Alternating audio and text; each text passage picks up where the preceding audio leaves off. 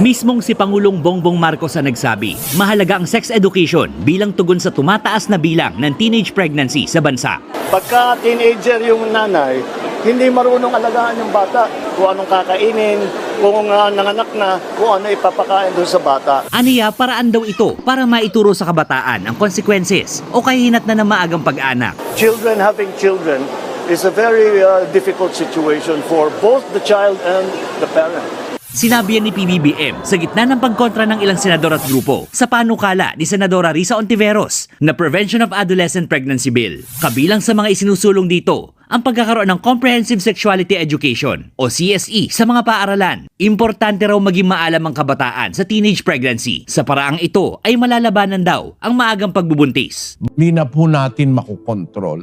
We have already gone out of proportion to the point na walang power na makakakontrol na sa kasamaan sa mundo ngayon. Basahin natin ang ikalawang Timoteo 3:13. Datapwat ang masasamang tao at mga magdaraya ay lalong sasama ng sasama na mangagdadaya at sila rin ang mga dadaya. Hula po sa Biblia yan, kasama po ang ating mundo.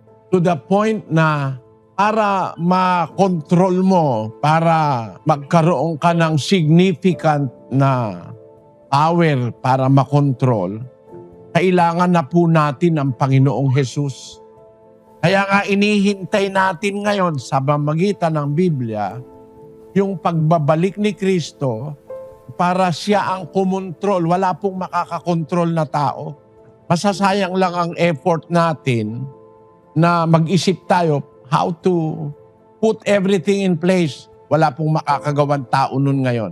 The greatest thing we can do is start with our families. Sa ating mga anak, meron tayong personal responsibility sa pamilya. Yun ang una nating pananagutan sa Diyos. Pag-asa na lang ng mundo ay ang pagbabalik ni Kristo kasi sabi sa Biblia, pagbalik ni Kristo, He will rule the world for the next 1,000 years. Paghaharian niya ang mundo ng 1,000 years bago magwakas. Kasi nga ay matindi eh. Di kaya ng mga gobyerno. Walang makakakaya na niyan. Ako po sa pag-aaral ko ng Biblia, wala nang power na makakakontrol within humanity to correct our ills, to correct our wrongs in society. Mahihirapan tayo. Pamilya na lang ang ating pag-asa. Kung bawat isa sa atin will look for our own family, at least makakabawas tayo.